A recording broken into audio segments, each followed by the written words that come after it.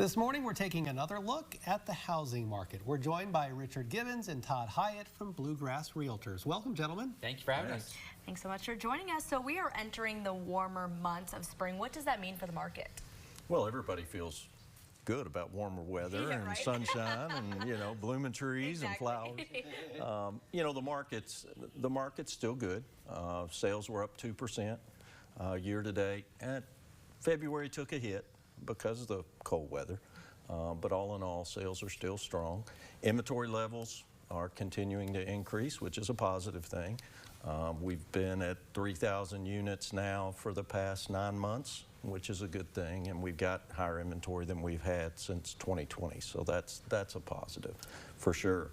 Houses are staying on the market just a little bit longer than what they were since 2020, but all in all, the market's pretty strong.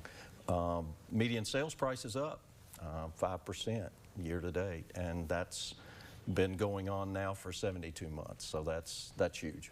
Have we reached a bidding war status in the housing market, or is it still not quite there yet? It really depends on the price point. If a house is priced correctly, yes, you're still going to get multiple offer situations, and then especially under median sale price. So we always recommend going in pre-approved, talking to a loan officer first, knowing what you have, so you can make those offers very quickly.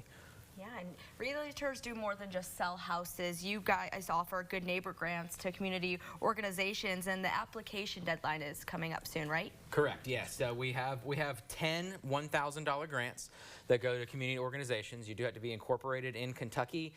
You have to have a 501 or 509 status from the IRS, and you have to be affiliated with real estate, housing, or any other kind of related function. And then the application for that is coming up on April 4th is the deadline, and you can apply at bluegrassrealtors.com/community.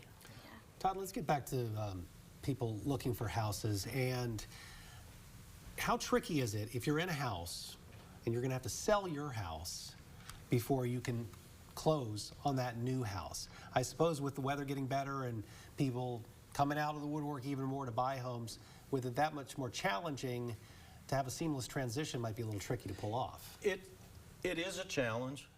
It's not as much as a challenge now as what it was. When the market was really, really strong, it was very difficult because things weren't staying on the market as long. So it made it tougher for that seller that had to have the equity out of the one house in order to be able to buy the other.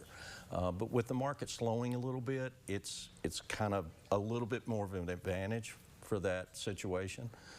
And people are more open to it now than what they were. When the market was so strong, a lot of people wouldn't take a contingent contract.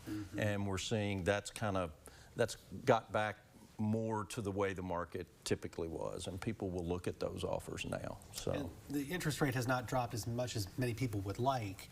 But do you still advise them to buy now because you foresee the interest rate going down eventually and they can refinance? Yeah, so NAR's chief economist, Dr. Yoon, he's actually predicting that's going to hit about 5.5 to 6.5% by the end of the year. But the problem with that is once rates go down at all, it's going to unlock a lot of pent-up demand.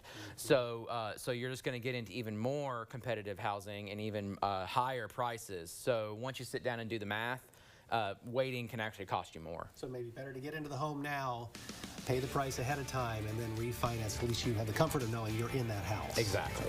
All right, thank you both so much for joining us this morning. Make sure to stay with us because we have more news coming up after the break. You're watching Fox 56 News.